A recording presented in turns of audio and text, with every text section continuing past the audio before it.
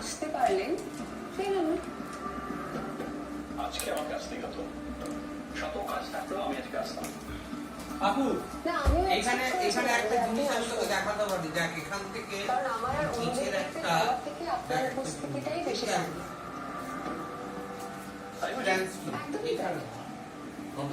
অধমের প্রতি এত না না এই দেখ না, আরে এখান থেকে কেকটা কেরকম বড় হয়ে যাবে তুই দেখে যা, এই বিয়েটা নিয়ে এখান থেকে দেখে যা। তারপর আমার আর ওর তার আগে দাঁড়িয়ে আমাকে একটা ছবি আমার তুলতে হবে। কোনো সমস্যা দাঁড়াতে ছিল। হবে, হ্যাঁ।